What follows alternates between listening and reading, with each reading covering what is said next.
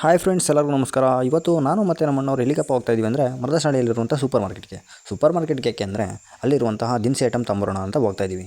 ಅದು ಏನಕ್ಕೆ ಅಂದರೆ ಇವತ್ತು ಶ್ರಾವಣದ ಲಾಸ್ಟ್ ಶನಿವಾರ ಆಗಿರೋದ್ರಿಂದ ನರಸಿಂಹಸ್ವಾಮಿ ದೇವಸ್ಥಾನದಲ್ಲಿ ಕಡ್ಬೂಟ ಹಾಕ್ಸೋಣ ಅಂತ ಮಾತಾಡ್ಕೊಂಡಿದ್ವಿ. ಅದರಿಂದ ದಿನಸಿ ಐಟಮ್ ಎಲ್ಲ ಎತ್ಕೊಂಡು ಊರ ಕಡೆ ಬಂದ್ವಿ. ಮತ್ತು ಊರಿಂದ ತರಕಾರಿ ಬೇಕು ಅಂತ ಕೋಡ್ಗುಡ್ದಲ್ಲಿ ನಡೆದಿರೋ ಸಂತೆ ಕಡೆ ಹೊರಟ್ವಿ. ಅಲ್ಲಿ ಸಂತೆಯಲ್ಲಿ ಬೇಕಿರುವಂಥ ಎಲ್ಲ ತರಕಾರಿಯನ್ನು ತೊಗೊಂಡು ಹಾಗೆ ಒಂದು ಪ್ಲೇಟ್ ಪಾನಿಪುರಿ ತಿಂದ್ಕೊಂಡು ಸೀದಾ ಊರ ಕಡೆ ಬಂದ್ವಿ. ಇನ್ನು ಬಂದಿದ ತಕ್ಷಣ ನಮ್ಮ ಡ್ಯೂಟಿ ಅಂತೂ ಸ್ಟಾರ್ಟ್ ಮಾಡ್ಕೊಂಡ್ವಿ. ತರಕಾರಿ ಎಲ್ಲ ಹಚ್ಕೊಂಡು ನಮ್ಮ ಅಡುಗೆ ಭಟ್ರಿಗೆ ಎಲ್ಲ ರೆಡಿ ಮಾಡಿ ಕೊಟ್ವಿ.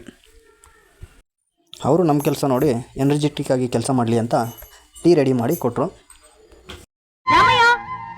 ಅಮ್ಮೋರೆ, ಹೊಸದಾಗ ಅಡ್ಗೆ ಅವ್ನು ಬರ್ತಾನೆ ಅಂತ ಹೇಳಿದ್ಯಲ್ಲ, ಬಂದಿದ್ದಾನಾ? ಅವ್ನು ಆಗ್ಲೇ ಕೆಲ್ಸಕ್ಕೆ ಬಂದಾಯ್ತು. ಸರಿ, ನಂಗೆ ತುಂಬಾ ತಲೆನೋವ್ತಿದೆ.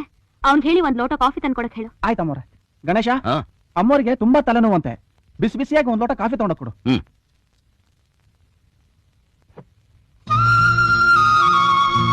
ಸಂಗೀತ, ಈಗ ನಿನ್ ತಲೆನೋವು ಹೇಗಿದೆ? ನೀನ್ ಕೊಟ್ಟು ಶುಂಠಿ ಕಾಫಿಯಿಂದ ನನ್ನ ತಲೆನೋವೆಲ್ಲ ಹೊತ್ತಾಯ್ತು.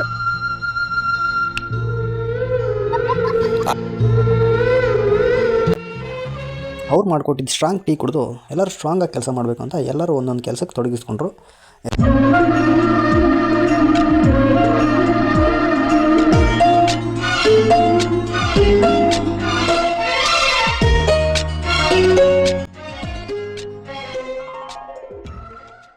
ಫೈನಲಿ ಕಡುಬು ಮಾಡೋದೆಲ್ಲ ಕಂಪ್ಲೀಟ್ ಮಾಡಿಕೊಂಡು ಇದ್ರ ಜೊತೆಗೆ ಪಲಾವ್, ವೈಟ್ ರೈಸ್ ಮತ್ತು ಕುರ್ಮಾ ಸಾಂಬಾರು ಮಾಡಿ ಪೂಜಾ ಕಾರ್ಯಕ್ರಮ ಎಲ್ಲ ಮುಗಿಸ್ಬಿಟ್ಟು ಅನ್ನದಾಸೋಹ ಕಾರ್ಯಕ್ರಮವನ್ನು ಪ್ರಾರಂಭ ಮಾಡಿದ್ವಿ.